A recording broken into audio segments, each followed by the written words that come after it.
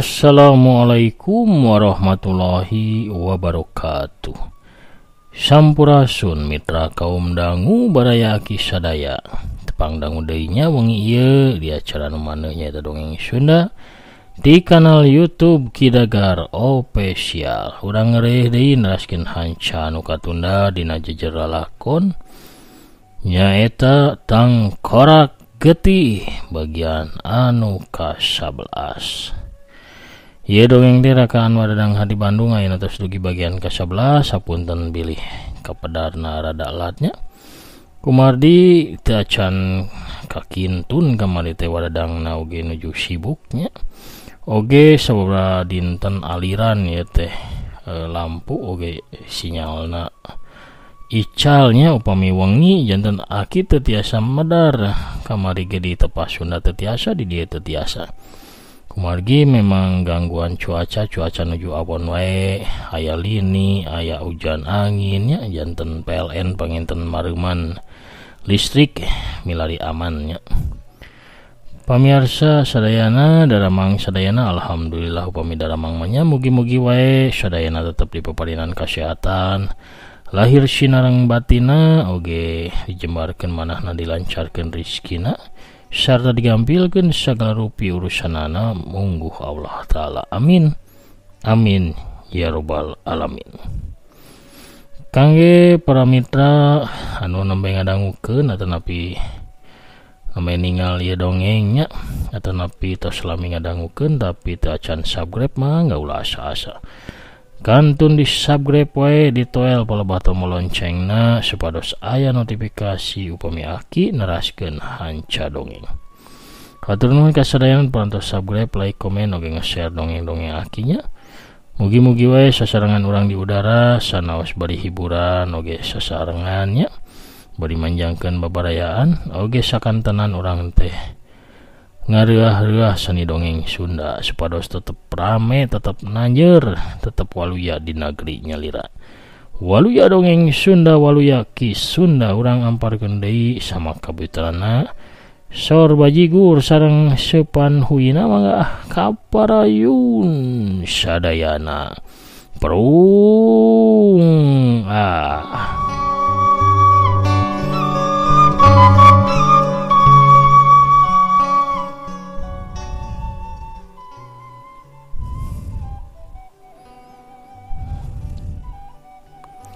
Saha ieu cacakan sanajan umurna masih ngora tapi mibanda ilmu sarta tanaga jero anu luhur. Lila tiningali dunia luar nyatana geus loba pisan parubahan. Loba budak ngora anu muncul bari mekel ilmu luhur. Tapi naon kapentingan ieu jajaka tapi kawawanianan yen urusan jeung pangeussi karaton setan. Nah hawanehna apal kitu Rusia naon dibalik kabukana panto karaton setan. Gerentas jalma anu nyamuni di satukangeun rungkun. Jawara bedog malaikat harita katingali nguniang hudang sanggeus awakna karasa pulih. Perasaan panasaran lalunan rubah jadi rasa keheul jeung ambek komo sanggeus apal tenggelan sakti sukma es jeung tenggelan panglebur jagatna teh bisa ditakis ku pangeussi karaton setan sarta manehna kalah kadorong mundur bari bibirna ngucurkeun getih. Tenggelan sakti sukma es sarta tenggelan panglebur jagat kawas angin biasa pikeun pangeussi karaton setan. Nah manehna teh sanggup nahan tenggelan serat biru? Dicoba ku aing Gerentos hatena Arya edan. Arya masang kuda-kuda tanaga jerona disalurkeun ka leungeun kenca jeung katuhuna. Bari ngagero tarik Arya teh ngagentakeun dua dampal leungeunna sakaligus. Borasat tina leungeun kenca Arya ting belesat sinar kawas tali paranjang warna biru Tenggelan serat biru harita dilepaskeun ku Arya ngagunakeun leungeun kencana. Sedangkan leungeun katuhuna ngirimkeun tenggelan panglebur jagat. Sinar koneng anu panas luar biasa ngabarasat nuju ke arah jero karaton. Barasat. Saterusna kadenge sora anu ngagero rewas di jero karaton. Cegur bledug geleger. Sora ngabledug kadenge tarik naker. Karasa euneur kawas aya lini anu keur ngamuk. Karaton setan oyag ngarieg tarik naker. Di jero karaton mawur kaluar korara leutik ngaliwatan panto anu molongo. Sakadapan di jero karaton setan caang ku sinar koneng. Tapi samemeh Arya Edan bisa nitenan ka jero karaton, kaburu aya haseup anu ngakulung kaluar nembrag ke arah muridna Uyut Owa. Ceger! Auh! Awak jago ti Gunung Ciremai teh mecleng jauh tepi kana tilu tumbakna. Saterusna dibanting tarik kana lemah. Jalma nu nyumput dina rungkun ngarenjag reuwas. Geuningan eta jejaka teh Ngagerendengna teu kebat sabab ngadadak aya hiji bayangan hejo anu ngolebat tarik nyamber awakna Arya Edan.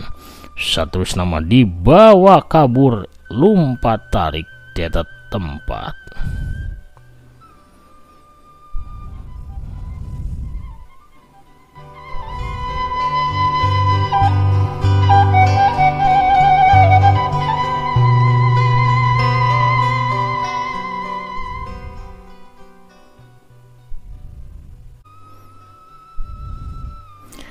aing kapiheulaan batur, aduh kasebelan.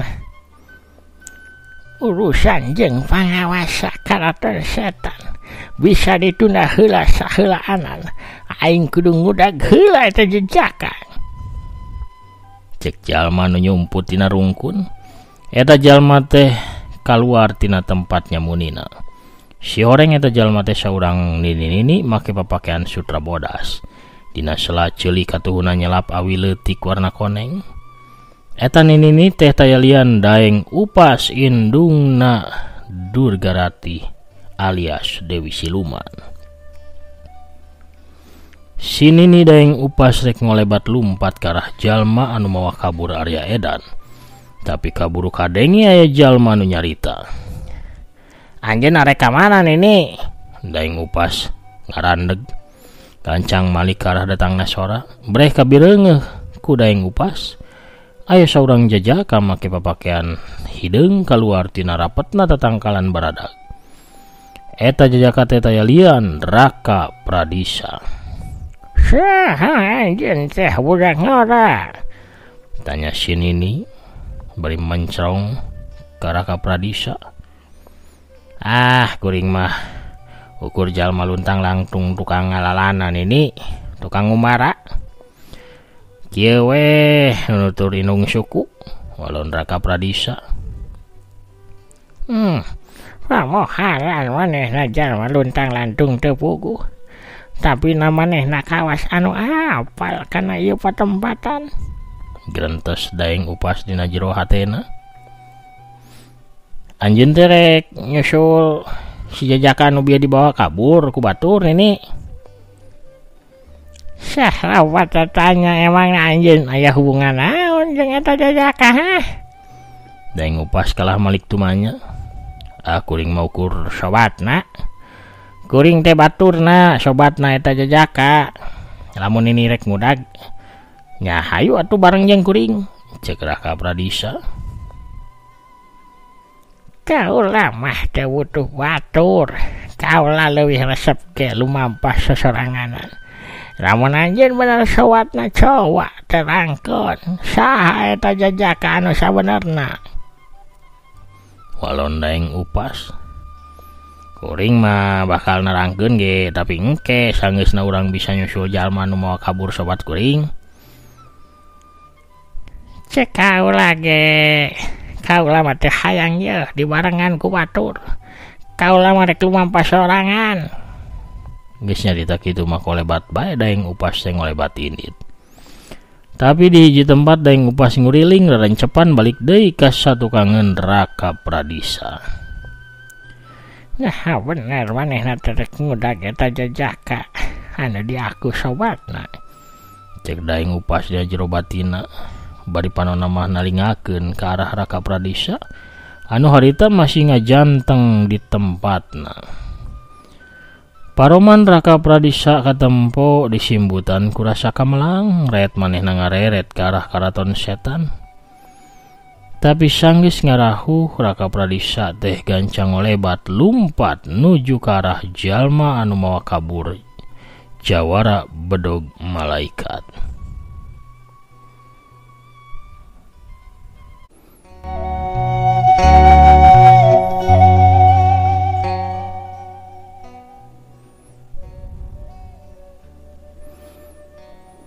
Kocapkeun bayangan hejo anu mawa Arya Edan di hiji tempat manehna ngeureunkeun lumpatna. Sakadapan si bayangan hejo teh rurat teret heula ka kenca jeung ka katuhu. Nitenan kayan di eta tempat. Sanggeus dirasa aman, manehna lalaunan nurunkeun Arya anu dipanggul dina tak-takna. Sakadapan eta jalma teh nitenan Arya anu ngagoler dina taneuh, saterusna eta jalma notok Arya di sababaraha bagian awakna. Lalaunan Arya beunta, tuluy cangkat, rada ngagebeg Arya teh ningali jalma anu harita aya di hareupeunana. Jalma nu aya di hareupeun Arya Edan teh si horeng mah saurang wanoja, make papakean sing sarua hejo. Mibana rupa anu geulis kacida, bukna panjang ngarumbay sacangkeng. Dihias ku beungkeut buuk anu mangrupa pita warna-warni. Panonna teh buleud bersih mibanda bulu panon anu paranjang sarta cureuleuk. Halisna hideung rapih kawas sireum anu keur baris. Irungna mancrit mani bangir, bibirna endah kawas kembang anu keur sumedeng mangkak mekar. Katembong aya kempot dina kadua pipina. Saha anjeun teh? Tanya Arya bari rada muringis sabab sakujur badana karasa nyeri pangpangna di palebah dadana. Lain tempat anu merenah pikeun nerangkeun diri kuring. Urang lumampah heula we. Aya jalma anu ngadago anjeun. Engke di ditu kuring bakal nerangkeun sakuring anu sabenerna. Walon si wanoja bari imutna mani kareueut naker namah endah kana rupana. Si wanoja baju hejo teh rek nyekel deui awak Arya, tapi Arya gancang nyarita. Kuring bisa lempang sorangan, nuturkeun anjeun. Nya syukur ari bisa lempang ku sorangan mah. Kuring jadi teu kudu berat mamanggul. Cek si wanoja geulis bari blenyeh seuri deui, seuri anu matak ting sariak kana awak pikeun Arya mah. Arya lalaunan nguniang hudang dalig-deug. Salontot bro, Arya dadalik degan malah mah nyolontot tuluy labu. Aduh, sigana bae pangaruh haseup anu nembrag awak aing ti jero karaton. Awak aing jadi kieu ya. Pikir Arya dina jero hatena. Arya lalaunan sila manehna ngerahkeun tenaga jerona tapi awakna kalah kah nyareri. Karasana teh kawas dicocogan ditojosan ku jarum anu loba. Anjeun teh masih tatu. Ulah maksakeun diri meningge ku kuring dipanggulnya, cek wanoja di baju hejo. Arya akhirna mangelehan manehna ngangkat dua halisna bari henteu pok nyarita. Dua leungeun si wanoja geulis nyakelan kana cangkeng Arya Edan, tapi sawaktu awak Arya rek diangkat, kadenge aya sora anu nyentak. Tinggalkeun eta Jajaka. Meh bareng Arya jeung si wanoja baju hejo teh malik ngalieu ke arah datangna sora. Breh kabireungeun aya dua urang jalma nu keur nangtung ngabedega. Nu saurang mah awewe, buukna koneng panjang ngariab kadebak angin. Beungeutna teu katembong sabab ditutupan ku lamak hideung. Ukur di palebah panonna bae anu di bolongan. Eta wanoja teh make jubah warna hideung panjangna 1 ur. Digigireun si awewe sarua dijubah hideung nangtung saurang aki-aki anu beungeutna sepak pias, buukna digelungkeun ka luhur, dua leungeunna diasupkeun kana saku jubahna. Cilaka gerendeng Arya sawaktu apal saha dua urang jalma nu harita netep seukeut ka arah dirina. Nah aing bisa ngaleupas tenggelan keneh, maranehna jelas bakal manjangkeun urusan di Pulau Biru. Wanoja baju hejo, cek awewe nu buukna koneng anu taya liandur Garati alias Dewi Siluman. Kaula moal nyarita pikeun 2 kali, gancang ayeuna keneh tinggalkeun eta jejaka. Saha anjeun duaan teh? Kuring teu wawu. Jadi ulah nyarita sangeunahna. Walon si Wanoja baju hejo. Kaula moal nerangkeun saha kaula sabab waktu kaula teu loba. Tapi anjeun perlu nyaho. Lamun eta jejaka teh geus ditakdirkeun pikeun binasa di leungeun kaula. Panon si Wanoja baju hejo teh ngarubakan. Halisna oge ngangkat ka luhur. Tuluy manehna ngareret sakedeung ka arah Arya. Saterusna mah malik neuteup deui kadua urang jalma nu aya di hareupeunana. Aya urusan naon sabenerna ranjeun jeung ieu jajaka teh? Tanya si baju hejo. Anjeun loba teuing sungut ha? Gancang tinggalkeun eta jajaka ayeuna keneh atawa anjeun bakal milu modar jeung manehna. Cuk Dewi Siluman deui bari mencrong mureleng ka arah si baju hejo. Ya, tiap mau teh aya sababna. Jadi teu pantes anjeun nyangkut pautkeun kuring jeung eta jejaka. Di antara urang teh taya paceng kada naon-naon. Baju hejo, lamun anjeun nembung aya paceng kadan di antara urang, gancang turut omongan kaula. Lamun teu, eta nu bakal jadi sabab musabab anjeun bakal binasa. Ulah nyaran picilakaeun, leuwih hade turut caritaanana, tinggalkeun kuring. Keun wae kuring mah bakal sorangan anu bakal nyang hareupan maranehna. Cek Arya nyarita lalaunan ka si baju hejo. Si Wanoja baju hejo ngalieu ka Arya bari imut pok manehna nyarita. Keselamatan hirup anjeun kuring anu nanggung jawabna. Nanggung jawab ka saha? Arya kerung. Keoge anjeun nyaho sorangan. Ayeuna mah lamun bisa rada ngajauh ti dieu. Ceuk si Wanoja deui bari ngalengkah ka hareup. Ngahalangan awakna Arya tina paneteupna 2 jalma nu nangtung di hareupeunana. Anjeun teh wakal kaduhung budak ngora. Ceuk aki-aki digigireun Dewi Siluman anu taya lian ki pager alam. Ya, saya untungna anjeun melaan eta jejaka. Untung rugi geus dietang ku kuring. Kuring moal kaduhung. Walon si Wanoja baju hejo teuneng ludeung taya riuk-riuk rasa sieun. Alus lamun kitu mah. Tarima kauntungan anjeun ayeuna keneh. Sentak Dewi Siluman bari maju ka hareup. 2 leungeunna nu make sarung leungeun hideung tina kulit teh diangkat ka luhur. Tapi samemeh Dewi Siluman bisa narajang kadenges aya sora anu ngagero. Tahan heula, tahan. Sakabeh jalma nu aya dirinya kabeh ngalieu ka arah datangna sora. Di arah belah kenca teh katempo aya saurang jajaka make baju hideung lumpat ka arah jawara bedog malaikat. Raka Pradesa, cek Arya sanggeusna apal saha nu datang. Nah si Raka aya di dieu. Aya di tempat teh urusan bakal leuwih riweuh ya. Bakal leuwih gawat, bisa-bisa manehna bakal milu ditandasa ku Dewi Siluman. Eureun, cicing dirinya. Atawa anjeun bakal dipodaran ku kaula. Sentak Dewi Siluman ka Raka Pradesa.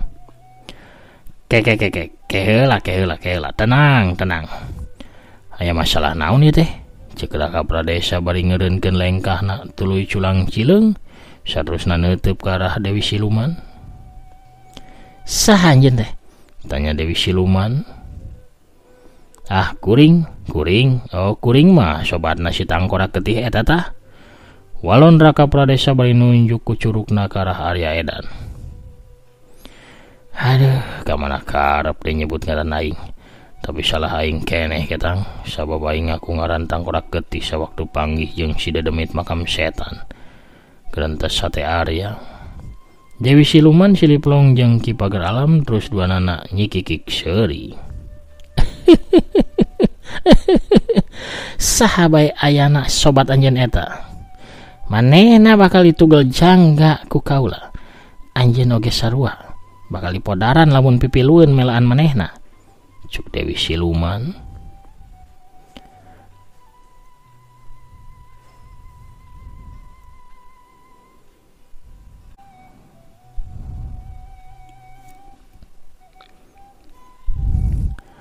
Anjeun teh sigana masalah jalma, tempo heula tuh sidik-sidik saha manehna teh, cuk Raka Pradesa.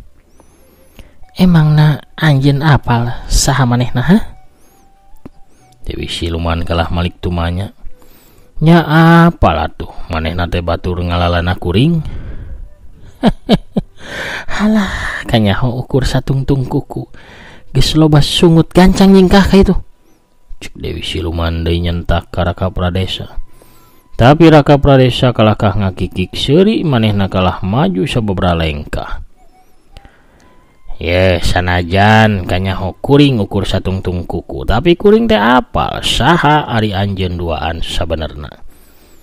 Raka Pradesa ngarandeg heula nyaritana nitenan heula dua jalma di hareupeunana. Dewi Siluman jeung Ki Pagar Alam cicing bari jeung kerung Raka nuluykeun caritana. Anjeun anu katelah Dewi Siluman kan? Sarta aki-aki disisieun anjeun anu katelah Ki Pagar Alam. Dewi Siluman jeung Ki Pagar Alam sarua ngagebegna. Saha ieu jajaka sabenerna? Tapi ka manehna nyaho ka aing jeung Ki Pagar Alam. Sarta nyebut jawara bedog malaikat Tangkorak Getih. Gerentas Dewi Siluman dina batina. Ye, kuring teh lain ukur apal ngaran anjeun duaan. Tapi oge apal saha anjeun duaan anu sabenerna. Eta aki-aki teh anu nangtung sisieun anjeun teh mang anjeun pribadi lain, adina indung anjeun. Cuk Raka Pradesa deui. Pasemon Dewi Siluman jeung Ki Pagar Alam katempo rubah pisan. Raka Pradesa nyarita deui. Indung anjeun teh ngaranna cukup cerelat jeleg. Aya saurang awewe datang ka palebahdinya. Hehe, tah ieu lain indung anjeun teh, ceuk Raka Pradesa beri nunjuk ka awewe tengah tuh anu harita nangtung di eta tempat. Salah, ieu mah Bisarwiti tukang awuk, ceuk Dewi Siluman bari mencrong ka awewe tengah tuh anu di samping jangkung di kabaya beureum anu harita datang bari ngelek boboko sarta nyuhun nyiru dina sirahna. Heueuh ieu mah Bisarwijem, langganan kuring jajan.